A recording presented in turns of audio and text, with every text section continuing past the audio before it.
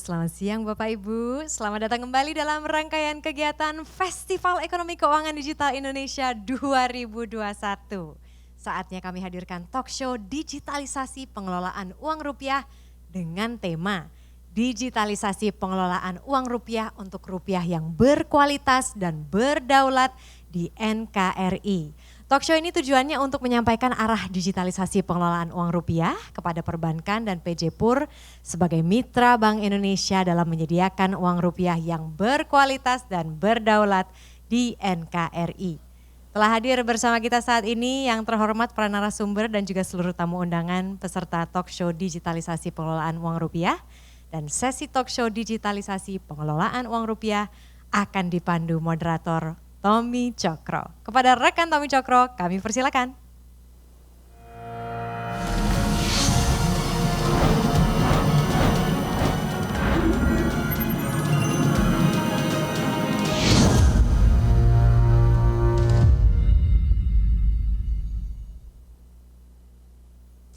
Assalamualaikum warahmatullahi wabarakatuh, salam sejahtera dan salam sehat untuk kita semua, dan juga terima kasih kepada Marisa Anita atas introduction-nya. Dan sebelum kita memulai sesi talk show kali ini, yaitu pengelolaan uang rupiah di Indonesia. Tentu kita tahu bahwa bencana alam terjadi bagi saudara-saudara kita di Flores Timur, NTT. Untuk itu tentu mewakili Bank Indonesia dan seluruh tim yang bertugas saat ini, kami mengucapkan turut berduka cita atas para korban dan juga keluarganya, dan juga turut prihatin yang mendalam atas bencana alam yang terjadi. Untuk itu, untuk memulai sesi ini, mari kita berhenti sejenak, berdoa bersama untuk keselamatan warga di NTT. Tentu sesuai dengan kepercayaan masing-masing. Berdoa dimulai.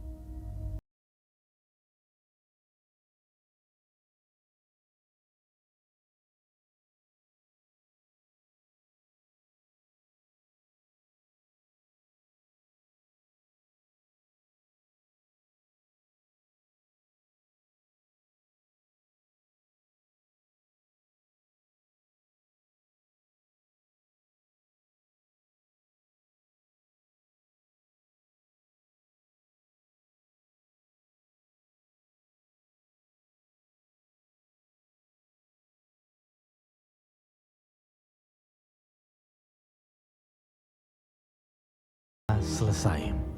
Terima kasih untuk Bapak Ibu yang telah bergabung bersama kita semua di sesi kali ini. Baik, dan perkenalkan sekali lagi saya Tommy Cokro sebagai moderator di sesi berikut ini. Dan saya akan mulai dari simbol kedaulatan Negara Kesatuan Republik Indonesia, yaitu ketersediaan rupiah yang berkualitas dan terpercaya penting untuk mendukung kelancaran seluruh kegiatan ekonomi dan kesejahteraan rakyat. Seiring dengan perkembangan teknologi dan kemajuan zaman, digitalisasi berkembang dan merambah dengan cepat ke seluruh aspek, termasuk sistem pembayaran dan pengelolaan uang rupiah.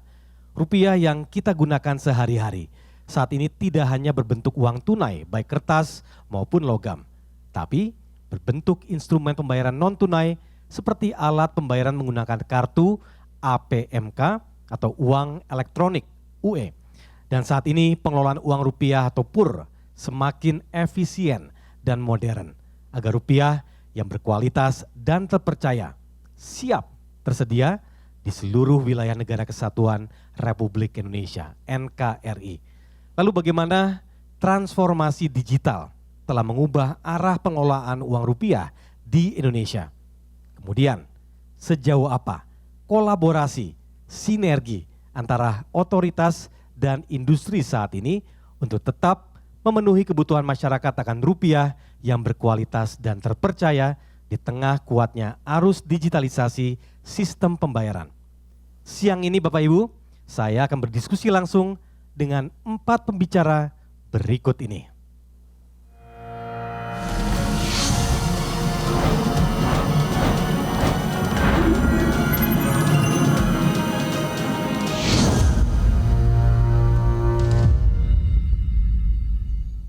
Ya, itulah keempat pembicara yang sangat kompeten untuk membahas topik ini, dan juga kami mengucapkan terima kasih yang sebesar-besarnya untuk para pembicara, Bapak Ibu yang telah hadir meluangkan waktu di Senin siang ini. Izinkan saya membacakan sedikit profil dari para narasumber. Pertama yaitu Ibu Rosmaya Hadi, ditetapkan sebagai Deputi Gubernur Bank Indonesia pada tanggal 6 Januari 2017. Dan saat ini yaitu Ibu Maya, itu adalah panggilan akrabnya, membawahi berbagai bidang yang salah satunya pengelolaan uang rupiah atau PUR, dan memulai karir yang panjang di Bank Indonesia sejak 1985. Dikenal sebagai salah satu pendorong inisiasi Gerakan Nasional Non-Tunai GNNT. Dan Ibu Maya pernah menjabat sebagai Kepala Departemen Kebijakan Sistem Pembayaran serta Kepala Kantor Perwakilan Bank Indonesia Provinsi Jawa Barat untuk kurun waktu 2014 dan 2016. Memegang peran penting di sejumlah forum internasional, antara lain co-chair di Working Committee on Payment and Settlement System. Langsung saya sapa Ibu Maya. Selamat siang Ibu, salam sehat selalu.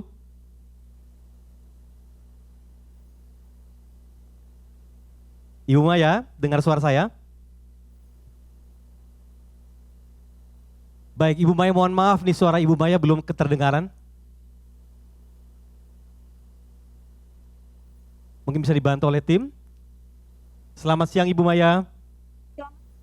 Selamat siang. Baik, nah sekarang sudah terdengar Ibu. Salam sehat selalu ya, terima kasih telah bergabung di sesi kali ini. Ya. Baik, dan berikutnya untuk pembicara kedua, yaitu Bapak Yahya Setia Atmaja. Beliau telah menjadi Presiden Direktur BCA sejak tahun 2011 dengan tanggung jawab atas koordinasi umum serta membawahi divisi audit internal, Biro Anti Fraud, dan Satuan Kerja Corporate Social Responsibility. Dan sebelum menjadi Presiden Direktur, Bapak Yahya menjabat sebagai Wakil Presiden Direktur BCA tahun 2005 hingga 2011. Dan sebelum berkarir di BCA, Bapak Yahya menjabat sebagai Direktur Keuangan pada perusahaan otomotif Indonesia terkemuka, PT Indomobil. Saya langsung sapa, selamat siang Pak Yahya, salam sehat selalu. Selamat siang Mas Tommy, selamat siang Ibu Maya, Bapak Ibu pembicara lainnya, dan para hadirin hadirat sekalian. Baik, terima kasih Pak Yahya. Luar biasa, semangat sekali di siang hari ini. Baik, dan berikutnya adalah Bapak Hari Alexander Riwukaho. Beliau bergabung di Bank NTT sejak 1 Oktober 1994, dan Pak Alex pernah menduduki berbagai posisi penting di Bank NTT hingga menjabat sebagai posisi tertinggi yaitu Direktur Utama. Sebelum menjadi Direktur Utama, Pak Alex pernah menjabat sebagai Direktur Pemasaran Dana dan Direktur Pemasaran Kredit. Langsung izinkan saya untuk menyapa. Halo Pak Alex, selamat siang.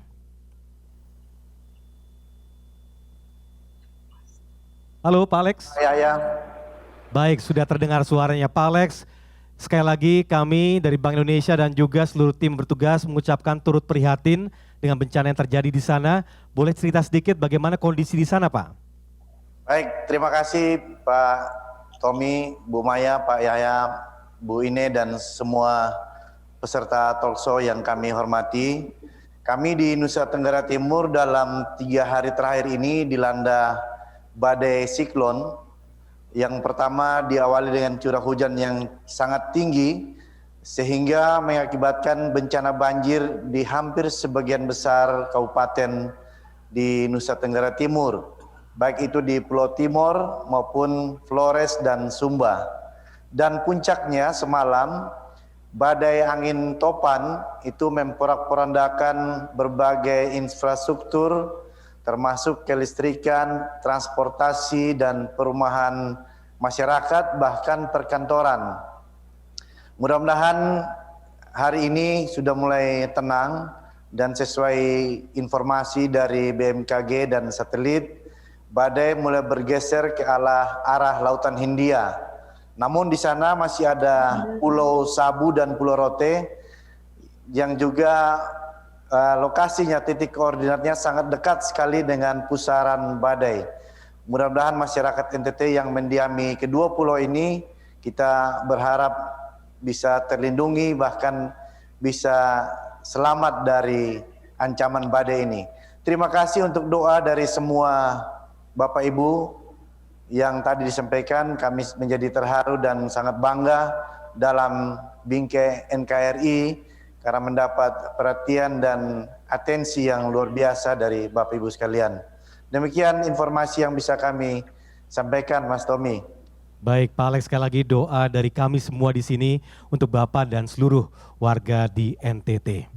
Baik, itulah pembicara yang ketiga yang hadir di hari ini atau di sesi ini bersama kita semua, dan berikutnya adalah Ibu R. Ine Yuaniza. Ya, Ibu Ine Yuaniza adalah Ketua Umum Asosiasi Perusahaan Jasa Pengelolaan Uang Tunai Indonesia atau APJATIN. Ibu Ine telah menduduki posisi tersebut sejak tahun 2010 dan mewadahi komunikasi yang baik dan efektif antara anggota asosiasi dengan seluruh pemangku kepentingan dalam meningkatkan kualitas layanan dan juga mendorong terciptanya industri jasa pengamanan, kawal angkut uang barang berharga dan penyelenggara jasa pengolahan uang rupiah yang sehat di Indonesia. Langsung saya sapa, selamat siang Ibu Ine. Selamat siang Mas Tommy, selamat siang Bu Maya, Pak Yahya, dan Pak Haris, selamat siang. Baik, selamat siang dan salam sehat selalu ya Bu. Amin, insya Allah.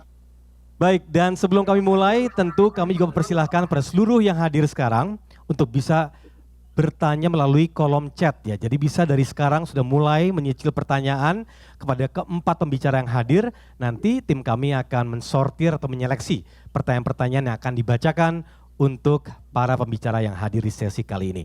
Ya, Bapak Ibu, Undang-Undang Nomor 7 Tahun 2021 tentang mata uang memberikan amanah kepada Bank Indonesia sebagai lembaga yang berwenang untuk mengolah uang rupiah atau PUR. Seiring dengan perkembangan teknologi, instrumen pembayaran saat ini tidak lagi berbentuk tunai baik kertas ataupun logam, tapi telah berevolusi dalam bentuk alat pembayaran menggunakan kartu APMK ataupun uang elektronik UE.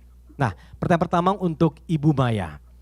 Ibu Maya sebagai lembaga yang berwenang menjaga kelancaran sistem pembayaran dan juga pelaksana pengelolaan uang rupiah di Indonesia atau PUR, bagaimana strategi dari Bank Indonesia sendiri khususnya untuk mengelola uang rupiah ini di tengah pesatnya perkembangan penggunaan instrumen pembayaran non tunai dan digitalisasi ekonomi di Indonesia, Bu?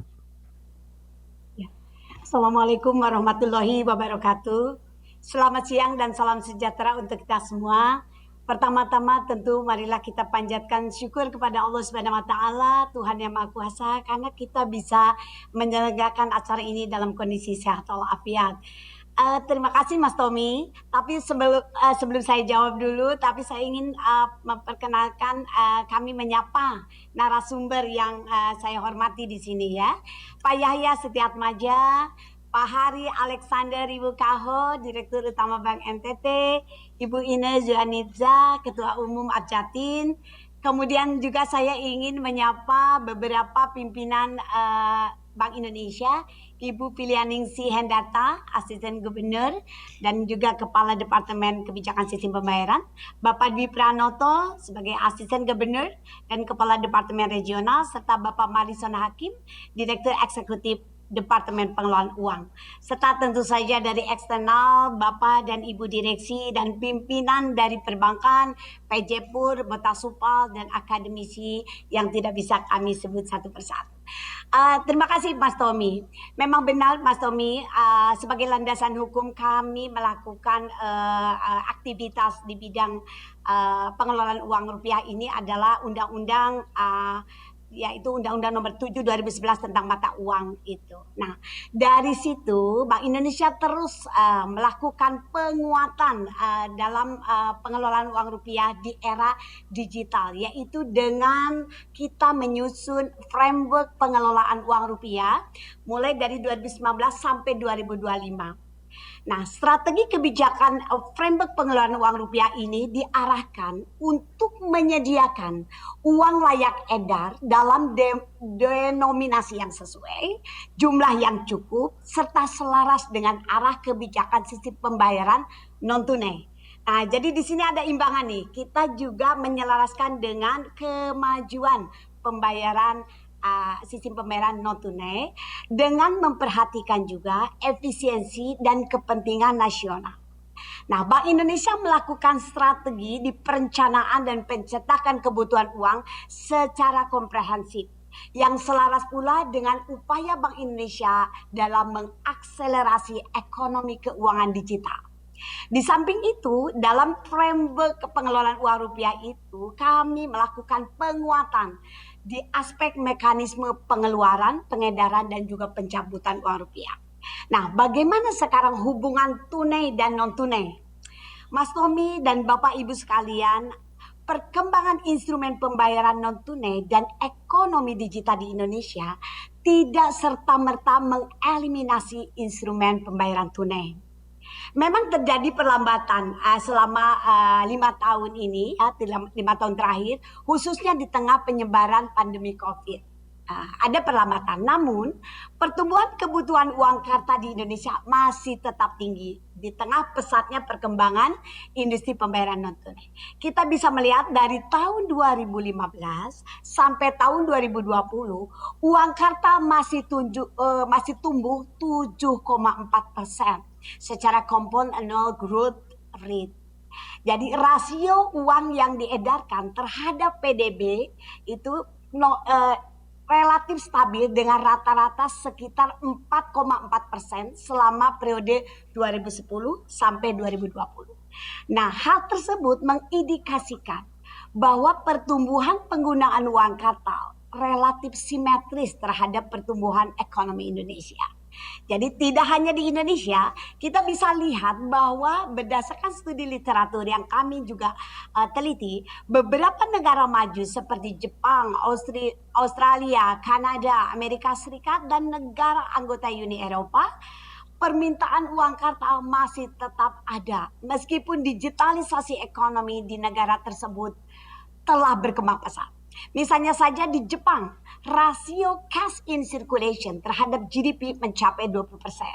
Ini menunjukkan peranan penggunaan uang tunai sebagai alat pembayaran masih cukup tinggi. Nah, bagaimana tadi yang ditanyakan Mas Tommy? Bagaimana strategi untuk merencanakan uang kartal itu? Nah, kita melihat bahwa perencanaan kebutuhan pencetakan uang, maka Bank Indonesia menghitung proyeksi kebutuhan uang tunai secara nasional, kemudian juga melihat tren dari sistem pembayaran yang non tunai, kemudian memperhatikan juga karakteristik kedaerahan dan perkembangan digitalisasi di daerah tersebut. Nah, penyusunan proyeksi itu kemudian kita juga sinergikan dengan bagaimana penyusunan proyeksi makroekonomi melalui koordinasi dengan Kementerian Keuangan sebagai otoritas fiskal di Indonesia.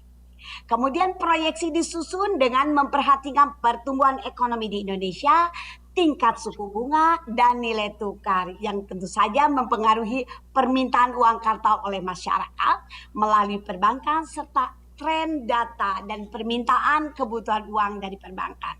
Jadi bagi Bank Indonesia, peran perbankan dalam menyampaikan data proyeksi kebutuhan itu sangat diperlukan. Karena ini kita harus melihat kecukupan likuiditas itu menjadi penting agar pemenuhan kebutuhan uang dan penyusunan proyeksi kebutuhan uang di setiap daerah menjadi semakin akurat dan sesuai dengan kebutuhan masyarakat. Demikian Mas Tony dari strategi kami dalam pengelolaan uang rupiah.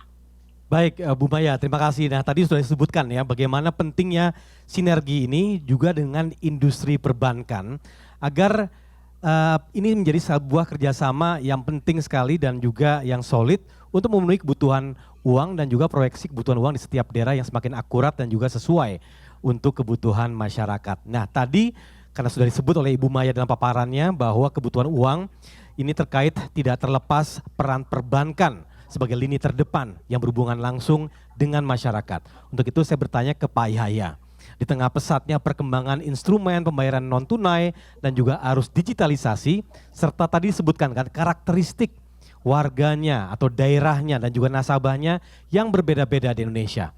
Bagaimana strategi BCA sendiri untuk memenuhi kebutuhan uang nasabah dan masyarakat? Terima kasih Pak Tommy. Yang kami hormati Ibu Rosmaya, Bapak Hari, Ibu Ine, rekan pembicara juga dari Ibu Feli, saya dengar hadir juga. Dan tentunya semua yang mengikuti acara ini, Assalamualaikum warahmatullahi wabarakatuh. Shalom, salam sejahtera, Om Swastiastu. Saya kira pertama ya, kalau kita bicara uang digitalnya dulu, nanti ada pengelolaan uang kartal secara digital. Nah, uang digitalnya sendiri, kalau kita bicara tahun 2014-15 itu hanya kurang dari 1% dari uang kartal yang kalau tidak salah sekitar 500 triliun. Nah, kebutuhan uang kartal seiring dengan kebutuhan ekonomi, pembayaran tentunya meningkat. Tahun demi tahun itu terus meningkat, mencapai kalau tidak salah 763 triliun saat ini. Nah, tetapi kita lihat bagaimana Pak Peri, Pak Sugeng, Ibu Maya sudah mengantisipasi dengan mempersiapkan untuk digitalisasi uang kartal itu, ya, sehingga kita mendengar adanya QRIS, nanti ada BI Fast, dan kami perbankan terima kasih sekali pada BI yang sudah didukung untuk mengembangkan digitalisasi payment ini, sehingga saat ini kalau 2015-2013 baru 1%, sekarang 20% sudah uang digital. Nah, tetapi artinya masih ada 80%-an yang uang kartal. Nah, uang kartal inilah yang paling krusial terutama bagi perbankan. Pertama, kita harus efisien dan optimal. Kedua, harus membantu Bank Indonesia di dalam penyebaran ke masyarakat, terutama perbankan yang syarat dengan tabungan dan giro. Karena pasti di balik itu akan ada transaksi uang kartal yang dibutuhkan, tarik setor. Nah, bagi bank sangat penting dari sisi bank mengelola untuk saldo yang optimal. Dalam arti kita tidak boleh sampai ada cabang kehabisan uang kartal, tetapi juga tidak boleh berlebih. Karena uang kartal bagi bank itu cost sebenarnya. Karena apa? Logistiknya, dan uang kartal itu tidak menghasilkan suatu income. Ya, padahal kita harus bayar deposito bunganya, bunga giro, bunga jasa giro, dan juga tabungan kan. Nah, jadi ini sangat krusial sekali. Kami mengalami ya perkembangan uang kartal keseluruhan itu peredarannya sekitar rata-rata 5,6 sampai 6%. Nah, tetapi saldo kita bisa melakukan efisiensi hanya sekitar 2,28% meningkat ya dibandingkan kebutuhan. Jadi ini adalah suatu optimalisasi. Tetapi kita juga harus tentunya mempunyai suatu sarana digital. Kita mencoba untuk menyadarkan teman-teman di BCA secara internal untuk terus menyadari adanya suatu develop internal capabilities. Kenapa? Karena kita harus membaca. Setiap daerah punya pattern yang berbeda. Kadang-kadang ada masa-masa menjelang Lebaran atau musim tembakau, musim panen ini itu. Di setiap daerah itu patternnya berbeda. Sehingga kita perlu mengadop semua data-data yang sudah ada, lalu kita mencoba membuat suatu machine learning sehingga membaca kebutuhan ke depan. Kalau tidak, sulit untuk kita mendigest kebutuhan daripada uang kartal ini. Nah, dengan kita melakukan hal ini, maka kita bisa menyediakan uang kartal di setiap cabang yang dibutuhkan, tidak berlebihan, tentunya merugikan bank, tapi tidak juga nggak boleh sampai shortage, itu sangat fatal. Jadi kita harus mencapai suatu titik optimal dalam hal ini, dan dengan sistem internal yang kita terus kelola, dengan machine learning kita sehingga bisa prediksi.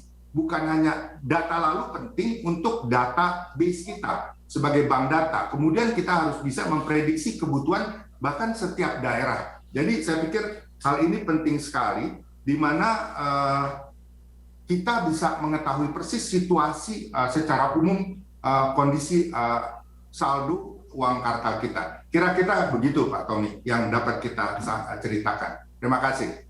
Baik, terima kasih Pak Yahya. Tadi kuncinya sudah disebutkan ya, efisien dan optimal. Dan ini juga melalui sistem machine learning yang mempelajari karakteristik di tiap daerah ini tentu memiliki tantangan yang berbeda, khususnya untuk optimalisasi penggunaan uang tunai di masing-masing daerah. Nah, kebetulan karena sudah menyentuh bagaimana di karakteristik daerah sebagai salah satu wilayah di timur Indonesia yang terkenal dengan tenun, kemudian keindahan wisata, karakteristik daerah NTT memiliki tantangan tersendiri dalam menyusun proyeksi kebutuhan uang yang akan diedarkan ke masyarakat.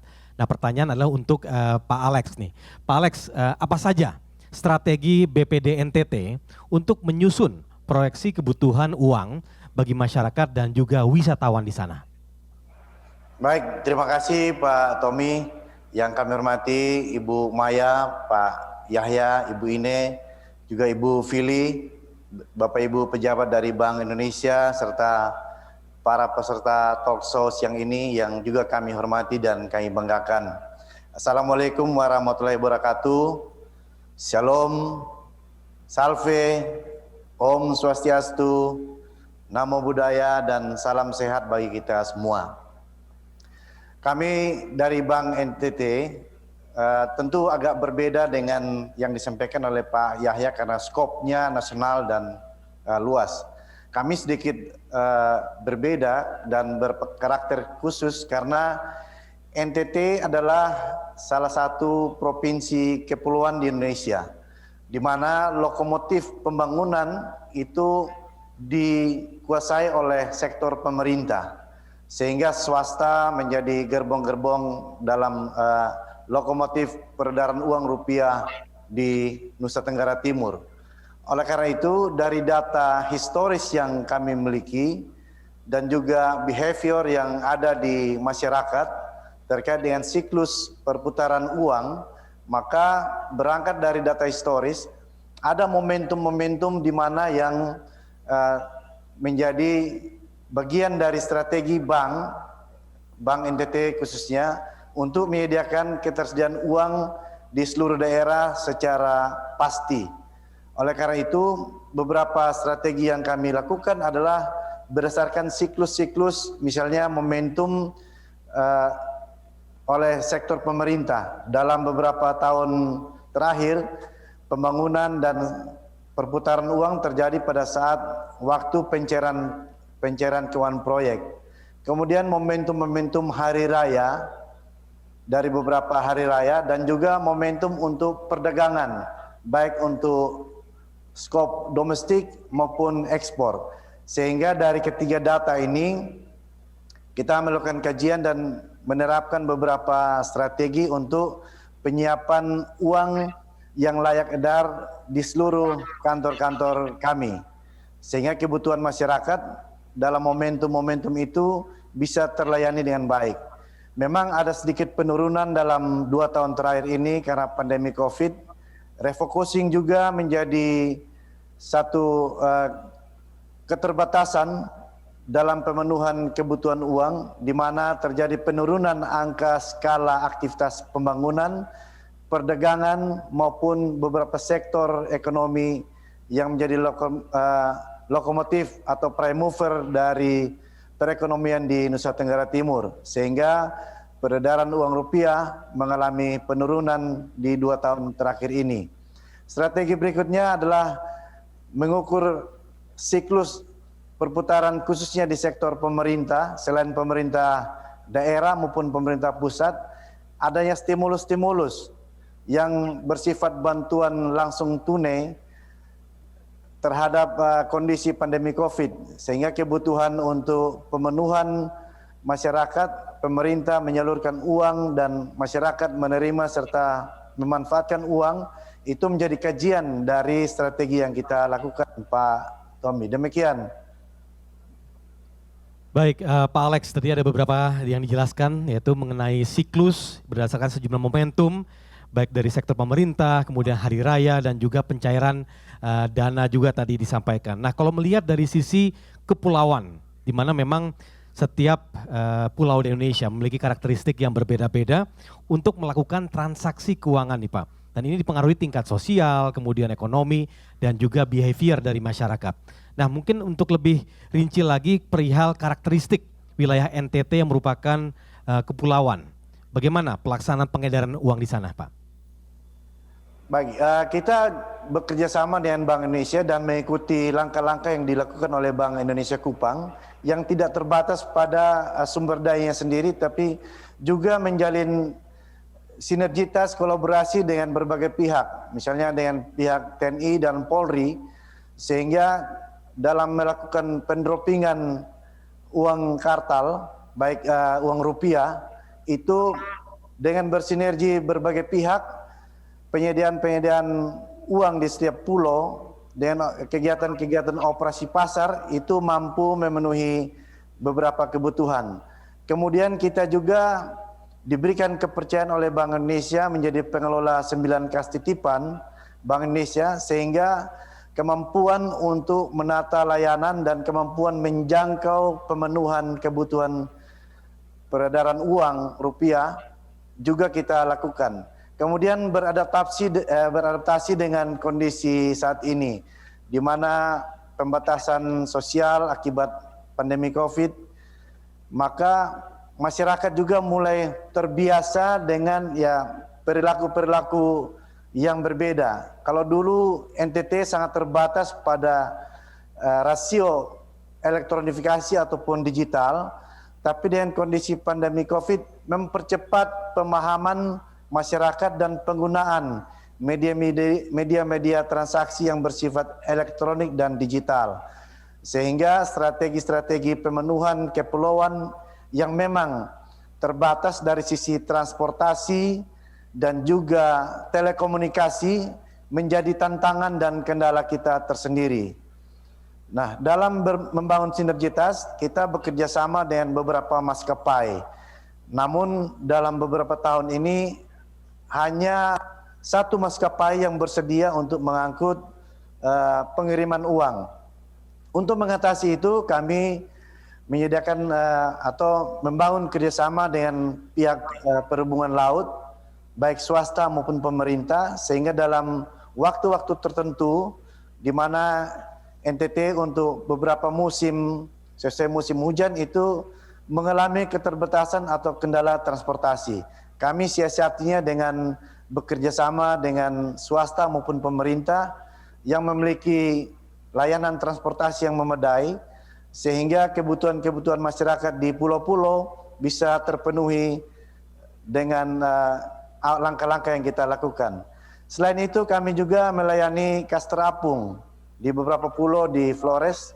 Layanan kas terapung kita juga terus berjalan, sehingga kebutuhan-kebutuhan masyarakat di beberapa pulau bisa terpenuhi dengan strategi-strategi yang kami lakukan untuk Provinsi Nusa Tenggara Timur yang terkenal dengan kepulauan.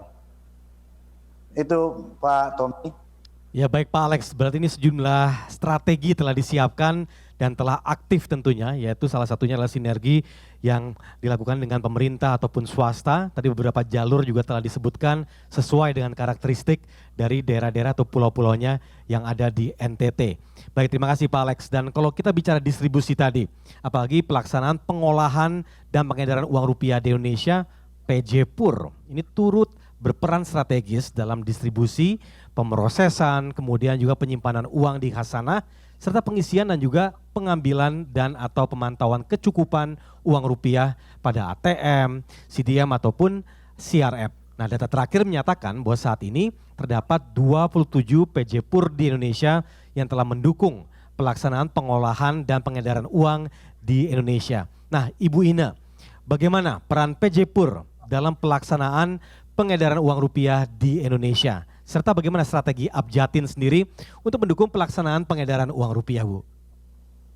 Baik, terima kasih Mas Tommy. Selamat siang Ibu Maya, Pak Yahya, dan Pak Alex. Selamat siang Bapak Ibu semuanya. Mas Tommy, sebagaimana kita ketahui sebetulnya pada saat tahun 2016 itu Bank Indonesia telah mengeluarkan peraturan Bank Indonesia, kemudian diperkuat oleh peraturan pada tahun 2019 tentang penyelenggara jasa pengolahan uang rupiah atau PJPUR. Nah, empat tugas utama dari PJPUR itu adalah yang pertama tadi sudah disebutkan bahwa merupakan distribusi uang rupiah, di mana kegiatan yang dilakukan adalah kegiatan pengambilan dan pengantaran uang dari satu tempat ke tempat lainnya. Kemudian kegiatan penyimpanan uang rupiah di dalam khazanah milik PJPUR itu sendiri. Kemudian yang ketiga ini kegiatan pemrosesan atau pemilahan, penyortiran, penghitungan, sampai dengan pengemasan uang di dalam kasanah kami. Kemudian yang keempat ini adalah pengisian ATM, CDM, dan CRM, termasuk di sini ada collection dan pemantauan kecukupan saldo yang berada di dalam mesin-mesin tersebut. Nah, di dalam kurun waktu tahun 2020, ini kegiatan distribusi mencapai angka 3.102 triliun. Kemudian kegiatan penyimpanan uang itu berjumlah 6.434 triliun, sedangkan untuk pemrosesannya sendiri itu berjumlah sekitar 2.856 triliun. Dan untuk pengisian ATM itu berjumlah ATM, CDM, CRM itu berjumlah sekitar 2.666 triliun. Sehingga total pengolahan uang yang dilakukan tadi oleh 27 PJ-PUR yang tersebar di seluruh wilayah Indonesia dengan jumlah 359 kantor cabang itu berjumlah sekitar 15.058 triliun. Nah, untuk melakukan keempat kegiatan utama tersebut, PJ-PUR ini memiliki pegawai sejumlah 33.039 orang. Sedangkan jumlah mesin sortir, di sini ada mesin hitung uang kertas, kemudian mesin hitung uang logam, seluruhnya berjumlah 3.034 unit. Dan untuk kegiatan distribusi tadi yang kami lakukan, itu kami memiliki armada sejumlah 5.107 unit. Kemudian ATM dan CDM dan CRM milik bank yang kita kelola ini berjumlah sekitar 79% dari mesin yang ada di Indonesia atau berjumlah sekitar 82.621 mesin. Nah, dari 359 kantor cabang PJ-PUR yang tersebar di seluruh wilayah Indonesia, ini sebarannya bisa dilihat di dalam peta di sini, bahwa Sumatera cukup banyak, kami mempunyai 82 kantor cabang, kemudian di Kalimantan itu ada 27 kantor cabang, di Pulau Jawa sendiri ini paling banyak ada 195 kantor cabang, sedangkan di Bali Nusra ini ada 25 kantor cabang dan Sulampua sebanyak 30 kantor cabang, yang juga meliputi puluhan daerah-daerah terpencil dan perbatasan termasuk Pulau Rote dan Labuan Bajo misalnya seperti itu. Jadi ada beberapa yang memang remote dan terpencil. Demikian Mas Tommy peran dan dukungan dari PJ-PUR yang ada di Indonesia saat ini. Baik, dan kalau terkait mengenai strategi Abjatin sendiri untuk mendukung pelaksanaan pengedaran uang rupiah, Bu? Nah, untuk strateginya saat ini tentunya kami harus bersinergi dengan melihat tantangan yang ada dari teknologi digitalisasi yang akan diterapkan oleh Bank Indonesia kepada perbankan atau perbankan dengan nasabah dan seterusnya. Nah, ini tentu harus bersinergi.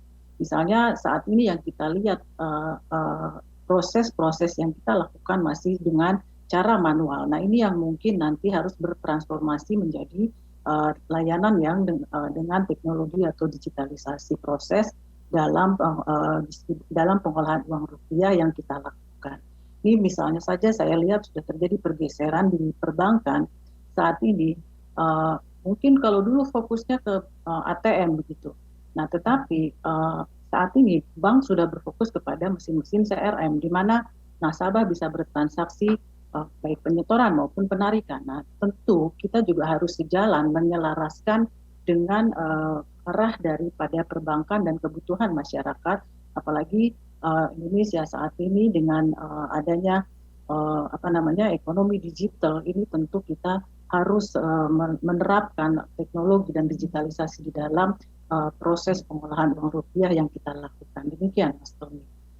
Baik, Ibu Ina, terima kasih dan tentu tadi terkait dengan sinergi tadi dengan Bank Indonesia. Nah, Ibu Maya, ini pertanyaan berikutnya untuk Ibu Maya.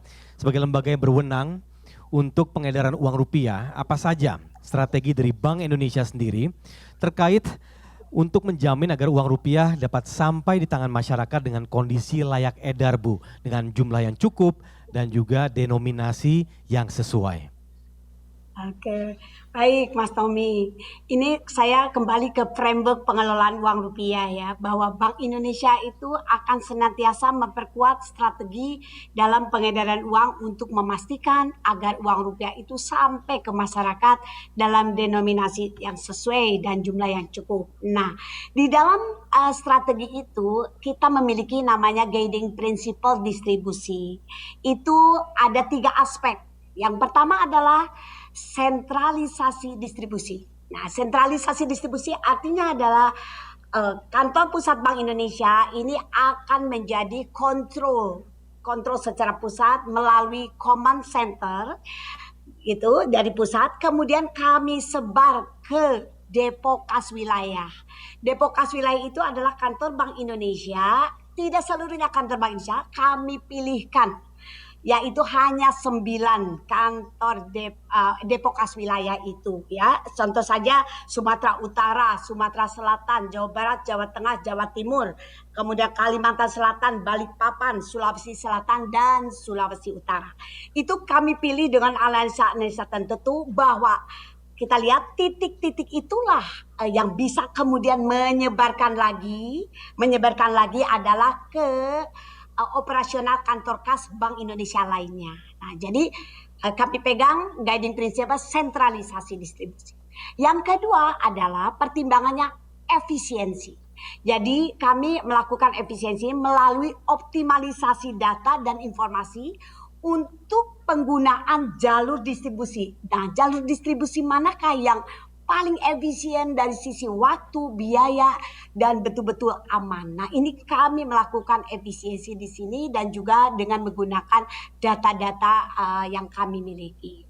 Nah, yang ketiga strateginya adalah digitalisasi. Nah, digitalisasi ini adalah melalui utilisasi teknologi digital untuk mendukung pengedaran uang rupiah secara lebih efisien. Nah, digitalisasi itu adalah bagaimana memanfaatkan data-data supaya kita tahu mana kas yang berlebihan, mana kas yang kosong, mana yang memerlukan, daerah mana, dan seterusnya. Maka kantor pusat melalui command center akan mengatur semua itu.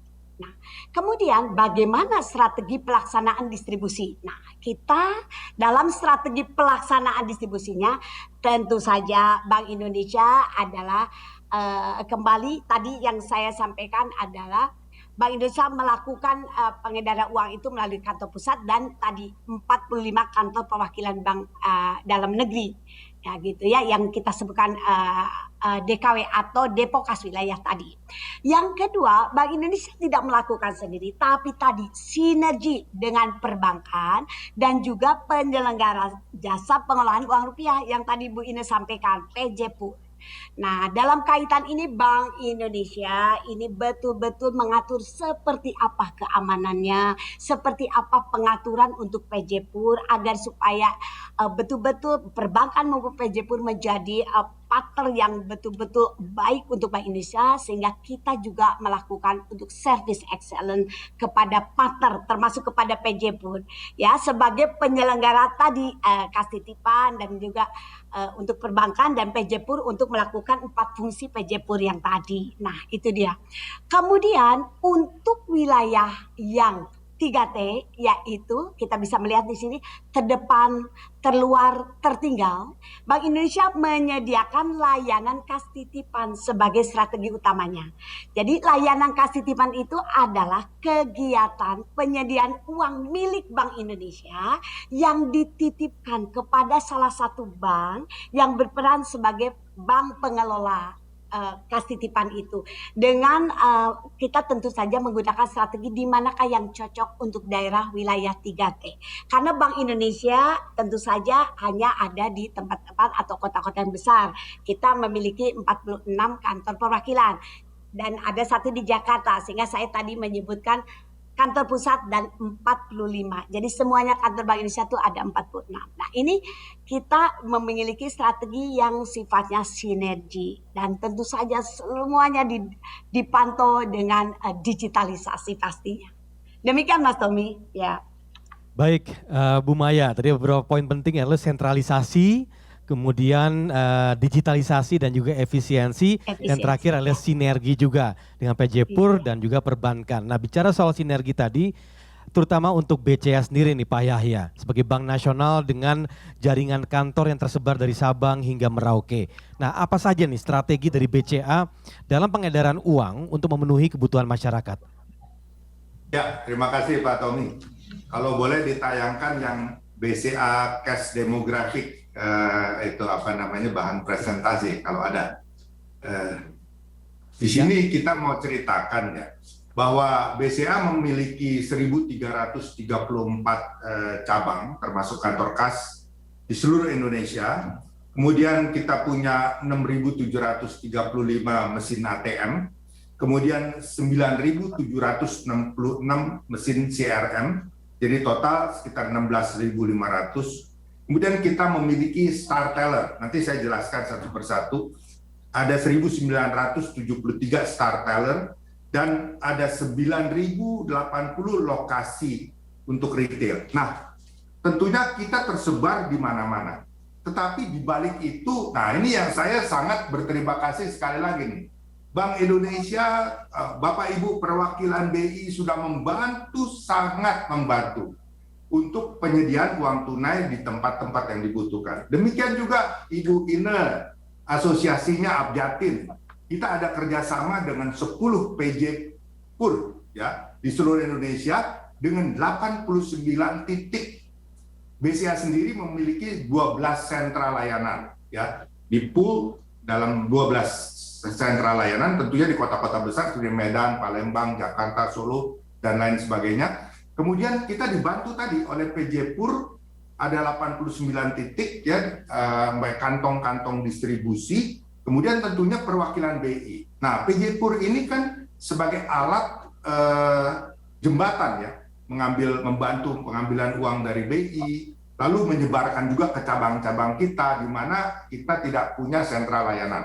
Itu pertama, suatu kerjasama yang sinergis sekali dari Bank Indonesia, dari PJPUR, asosiasi ya, dengan kita sendiri. Nah, mungkin yang menarik saya jelaskan di sini. Dulu sekali kita hanya mengenal namanya ATM, alat untuk menarik uang saja, satu pihak. Artinya orang mau nyetor uang harus ke cabang-cabang, ya.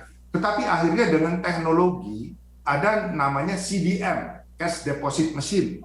Mesin itu taunya hanya menerima setoran.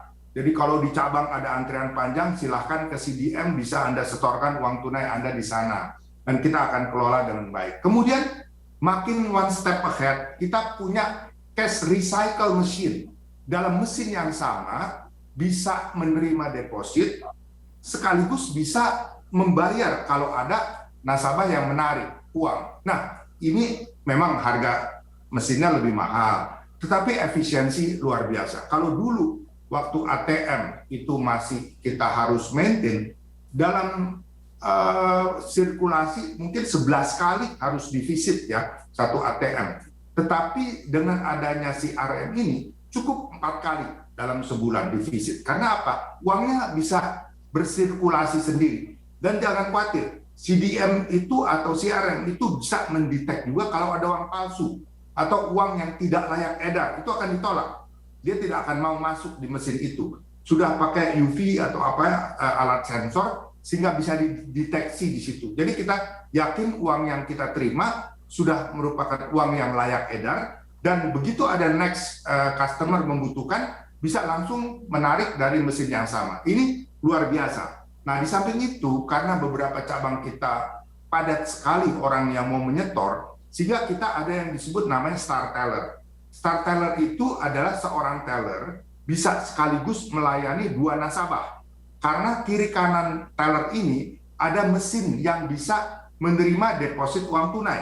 Jadi efisiensinya di sini adalah seorang teller dalam keadaan padat nasabah yang mau menyetor, itu bisa langsung melayani 2 nasabah sekaligus. Dan ini sangat meningkatkan efisiensi dan kecepatan dalam melayani nasabah tentunya. Jadi kalau dulu BCA bank capek antri, saya tahu itu. Tapi sekarang udah lumayan lah, udah agak sedikit ringan antrian-antriannya karena adanya teknologi dan tentunya uang digital, dan juga adanya penyediaan ATM, CRM di luar cabang, sehingga nasabah sangat fleksibel dimanapun bisa melakukan transaksi uang tunai. Ya, saya pikir hal itu yang dapat saya sampaikan. Dan di samping itu kita juga ada lokasi retail, ada 9.000. Itu kerjasama dengan seperti Indomart, Alfamart, dan berbagai retail juga, di mana kita adakan cash pick up. Tetapi tentunya ini semua harus dimonitor. Dan secara umum di cabang-cabang kita tersedia 8,5 triliun uang tunai. Kemudian di ATM atau CRM tersedia 6,8 triliun rupiah yang harus kita sediakan. Sedangkan di ATM yang retail yang tadi kita bilang tersebar di 9.000 lokasi itu sekitar 1,7 triliun rupiah. Jadi kita harus selalu menyediakan kurang lebih antara 12 sampai 17 triliun. Dan ini mohon maaf uang mati sebenarnya buat bank. Tetapi demi melayani masyarakat, demi mendukung juga misi Bank Indonesia untuk membantu peredaran uang di seluruh wilayah Indonesia, uang yang layak edar dan selalu tersedia di mana kala dibutuhkan, maka hal ini kita lakukan. Saya kira demikian Pak Tommy yang dapat saya sampaikan. Jadi sekali lagi terima kasih kepada Ibu Maya, teman-teman perwakilan BI, anggota Akjatin juga Ibu Ine, dan khusus NTT terima kasih juga dukungan Pak Hari di NTT juga Pak ya. Terima kasih semuanya. Demikian penjelasan saya. Baik, Pak Yahya, tadi beberapa poin penting selain sinergi tadi bagaimana peran-peran digitalisasi ini terkait dengan efisiensi dan optimalisasi, dan ini terkait juga dengan peran CRM, CDM, dan juga Star Teller yang semangatnya tentu selain bekerja sama dengan baik juga arahnya adalah 4.0 tadi disampaikan. Baik dah, menyangkut mengenai digitalisasi, nah ini saya bertanya untuk Bu Maya. Bagaimana tren ini telah berkembang ke sejumlah sektor termasuk sektor keuangan dan juga pengelolaan uang rupiah atau PUR. Nah, upaya digitalisasi dalam pengelolaan uang rupiah atau PUR apa saja yang telah dilakukan oleh Bank Indonesia sejauh ini, Bu? Baik, Mas Tommy, Bapak Ibu sekalian, transformasi digital ini merupakan salah satu milestone penting di dalam framework pengelolaan uang rupiah sampai tahun 2025 ini. Nah, di strategi digitalisasi diarahkan ke seluruh tahapan pengelolaan uang. Dari mulai perencanaan, pencetakan, pengeluaran, pengedaran, sampai penarikan uang. Itu kita lakukan semuanya unsurnya terintegrasi untuk digital. Nah, hal yang sama juga tidak saja dilakukan di pusat, tapi juga di seluruh kantor Bank Indonesia. Tentunya disesuaikan dengan kebutuhan pengelolaan uang di masing-masing lokasi. Nah, aspek digitalisasi pengelolaan uang rupiah itu yang mana saja yang kita betul-betul push atau diperkuat untuk digitalisasi. Nah, ada beberapa aspek kritikal yang kita perkuat untuk digitalisasi. Satu adalah terkait infrastruktur untuk pengelolaan uang rupiah itu kita lakukan secara digitalisasi. Misalnya saja adalah material handling. Nah, ini kembali kita lakukan berbasis robotik. Nah, berbasis robotik. Jadi kita di sini ada melakukan semacam efisiensi dan untuk hal yang keamanan juga adalah less human intervention. Jadi bagaimana petugas-petugas pejuang rupiah atau kasir ya di istilah di Bank Indonesia itu pejuang rupiah kita arahkan ini ke bidang lainnya. Jadi untuk infrastruktur kita lakukan berbasis robotik untuk pemenuhan di Hasana, penyimpanan, bagaimana urutan-urutan penyimpanan, uang besar, uang kecil semua diatur secara digital dan dilakukan secara robotik. Nah, yang kedua adalah kita juga tadi pejuang rupiahnya atau kasirnya kita siapkan untuk mempunyai kemampuan digital, yaitu difokuskan kepada kapabilitasnya untuk menangani sistem informasi dalam pengelolaan uang rupiah, kemudian data analitik, khususnya big data, serta operasional infrastruktur digital lainnya. Nah, yang ketiga untuk digitalisasi itu kita juga melakukan standar monitoring ya atau pengawasan distribusi dengan memonitor secara digital. Di kantor pusat saya bisa melihat bagaimana remise atau pengangkutan uang dilakukan.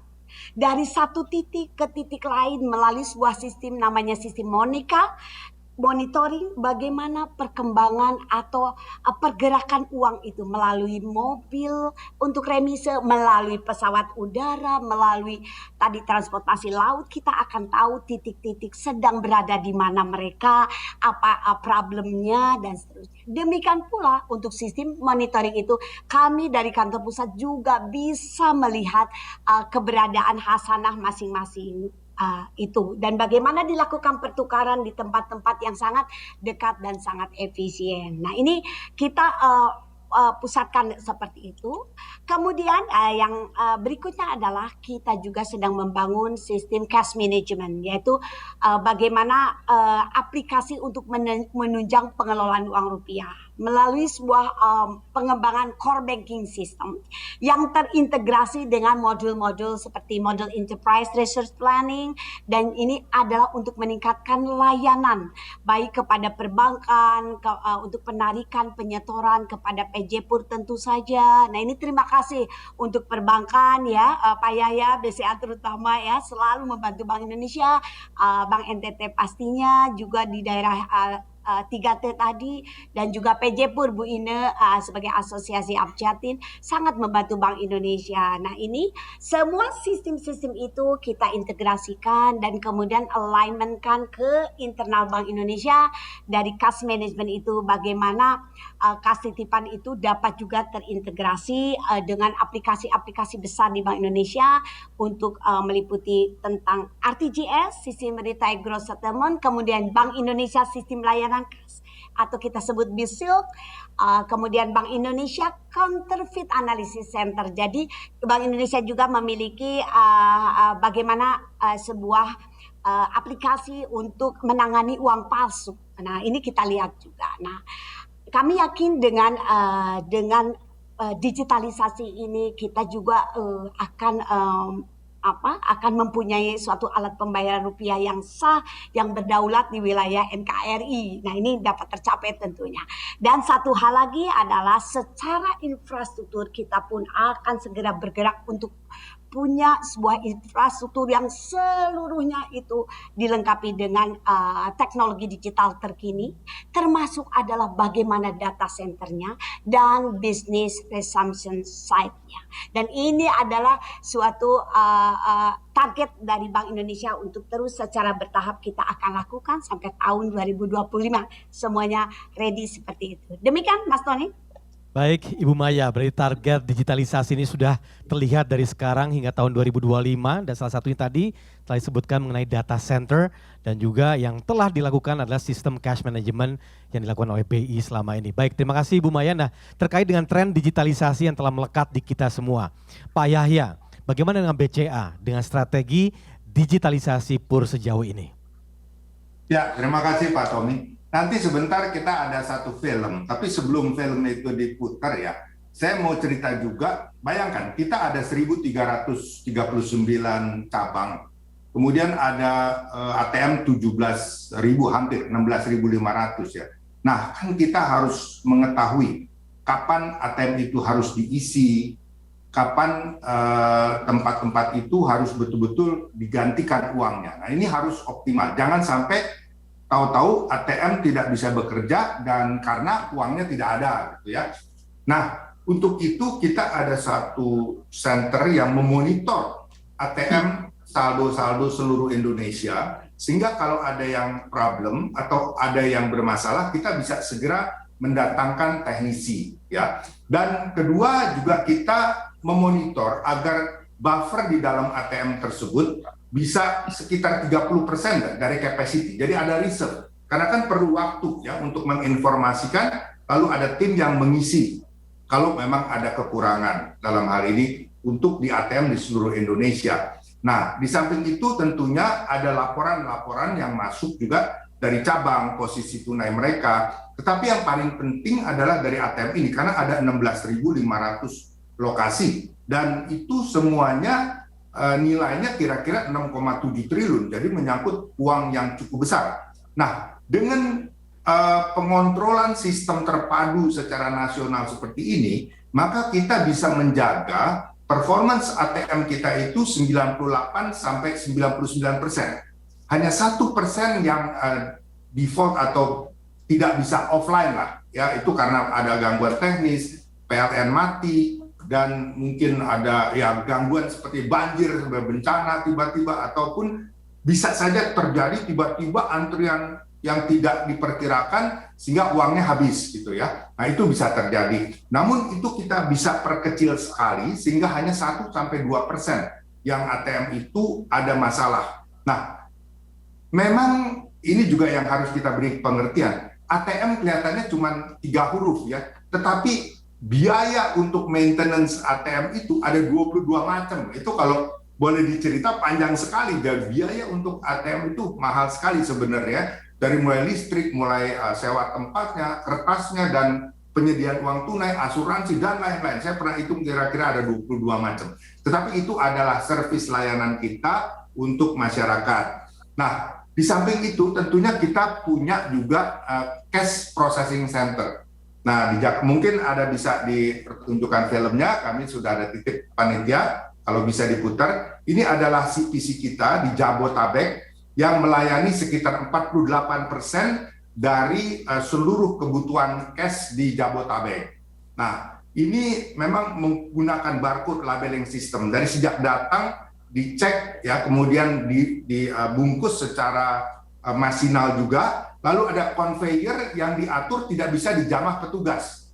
Ya, jadi uang ini akan sesudah diterima akan terus dibawa oleh conveyor, dan ini adalah robotik yang akan menyimpan uang yang sudah disortir tadi ke dalam suatu tempat-tempat untuk nanti disiapkan masuk ke dalam rek. Jadi sampai tahap ini boleh dikata tidak ada manusia yang involved langsung. Bayangkan kalau dulu berapa banyak kerja yang harus melakukan ini. Dan untuk storage-nya pun kita sudah menyiapkan suatu sistem rack dan conveyor yang akan langsung menyimpan kepada rak-rak, sehingga nanti kalau dibutuhkan tinggal dipanggil sesuai barcode ketersediaannya, itu akan langsung ditarik keluar dan ini akan di-deliver. Nah ini memang kita ada untuk melayani Jakarta, karena Jakarta ini luar biasa peredaran uangnya sangat besar sekali. Saya kira Jakarta saja Botabek aja sekitar 37% dari seluruh nasional, itu angka yang dapat kita lihat ya. Nah tentunya BI sedang membuat juga ya Bu Maya, kita harapkan itu lebih canggih lagi dari yang BCA punya dan lebih besar lagi kapasitasnya, karena tentunya BI akan melayani seluruh perbankan yang ada. Nah jadi saya pikir kita doakan juga itu bisa segera terlaksana, dan apa yang kami lakukan ini sangat cepat, sangat membantu akurasinya juga, dan juga memang bisa mengurangi penyediaan tenaga kerja juga. Dan dalam hal ini kita sudah melakukan dari tahun 2018. CPC ini sudah berjalan dan sejauh ini kita sangat puas dengan apa yang bisa diberikan oleh cash processing center kita ini. Sekian itu mungkin sharing saya tentang CPC dan digitalisasi proses untuk pengelolaan uang itu. Terima kasih Pak Tommy. Baik, terima kasih Pak Yahya. Jadi kesiapan dari CPC ya, Cash Processing Center, yang telah membuktikan optimalisasi dalam pengedaran uang secara digital di Indonesia. Baik, kemudian saya ingin bertanya untuk Bapak Alex di sini, terutama untuk BPD NTT sendiri. Apa saja tantangan yang dihadapi dan juga rencana BPD NTT ke depan dalam digitalisasi PUR untuk meningkatkan efisiensi pengelolaan uang rupiah, Pak Alex? Baik, terima kasih Pak Tommy. Tantangan kita yang pertama dalam kemitraan dengan Bank Indonesia adalah menjaga level trust. Bahwa level trust yang kita bangun tentu sesuai spesifikasi yang ditentukan oleh Bank Indonesia. Karena itu kita tidak saja pada spek itu, tapi kita juga membangun advokasi, literasi, dan inklusi keuangan kepada masyarakat. Yang pertama mengenal tentang PUR, dan kemudian mengajak untuk mulai memasuki dunia digitalisasi dan elektronifikasi. Kita tidak saja pada sektor pemerintah tetapi swasta. Kita membangun level trust dan membangun advokasi dengan gerakan-gerakan literasi mulai dari skala usia sekolah sampai pada pelaku swasta. Kita menyelenggarakan berbagai media seperti dalam bentuk lomba-lomba tulisan karya ilmiah yang tidak saja diikuti oleh siswa-siswi, mahasiswa, tetapi kita melibatkan dosen, guru-guru, dan wartawan dan media serta masyarakat umum untuk memperkenalkan inklusi keuangan, literasi keuangan kepada semua masyarakat, sehingga bisa ya aware dan habit serta behaviornya makin mengenal pada level trust yang diberikan oleh Bank Indonesia kepada BPD khususnya Bank NTT untuk mengadvokasi orang mengetahui mana uang yang layak edar, tidak layak edar, sehingga dalam bertransaksi baik yang berbasis tunai maupun non tunai bisa terbangun satu pemahaman yang sama. Kemudian untuk pengenalan digitalisasi kita tidak saja pada satu keadaan komunitas tetapi masuk sampai ke desa-desa. Memang tantangan kita sangat banyak. Keterbatasan rasio kelistrikan juga belum 100%. Distribusi titik-titik BTS untuk telekomunikasi, jaringan komunikasi data juga sangat terbatas. Tapi itu tidak menjadi halangan kita masuk dengan merekrut agen-agen digital. Agen-agen digital ini memperkenalkan transaksi-transaksi elektronifikasi baik berbasis kris maupun mobile banking, sehingga melalui peran-peran dari agen-agen digital yang kita miliki kurang lebih 7.000-an yang tersebar di desa-desa, mulai memperkenalkan kepada masyarakat tentang digitalisasi dan elektronifikasi. Kita masuk tidak saja pada desa-desa secara umum, tapi desa-desa yang kita motivasi dalam desa unggulan yang berbasis desa wisata dan potensi unggulannya, semua transaksi kita perkenalkan lewat kris dan mobile banking. Selain itu potensi-potensi wisata juga kita mulai dorong untuk berbasis teknologi, sehingga narasi cerita tentang potensi wisata terbangun dari sinergitas atau aplikasi yang terhubungi dengan mobile banking dan beberapa e-commerce, sehingga ekosistem dalam rangka akselerasi percepatan perluasan digitalisasi daerah mulai kita bangun. Memang dalam kapasitas yang kecil, tapi bersinergi dengan Bank Indonesia, dengan pemerintah, terutama dukungan yang kuat dari Pak Nyoman dan teman-teman di Bank Indonesia perwakilan Provinsi Nusa Tenggara Timur itu sangat kuat, sehingga kegiatan-kegiatan yang kami lakukan baik publikasi yang terjadwal maupun yang di luar jadwal kami sering lakukan, sehingga tantangan-tantangan itu kami modifikasi untuk menjadi satu peluang yang sangat menarik. Kemudian bekerja sama dengan sektor pemerintah melalui monitoring yang dilakukan oleh Bank Indonesia dan kementerian terkait termasuk KPK, mendorong semangat goodwill dari pihak pemerintah untuk tata kelola keuangannya makin tertata baik. Dorongan dari Pak Nyoman untuk peningkatan rasio elektronifikasi transaksi pemerintah juga menjadi kekuatan akselerasi untuk menopang transaksi digital dan elektronifikasi. Ini langkah-langkah strategi yang kita lakukan terhadap tantangan-tantangan yang ada. Yang berikut adalah melakukan monitoring dan evaluasi secara berkala, sehingga dikala penerapan strategi itu langkah-langkah penyesuaian, penyempurnaan dan pengkinian terus kami lakukan. Termasuk saat ini kami sedang berproses untuk kris kita bisa lebih fleksibel di beberapa layanan transaksi. Demikian Pak Tommy.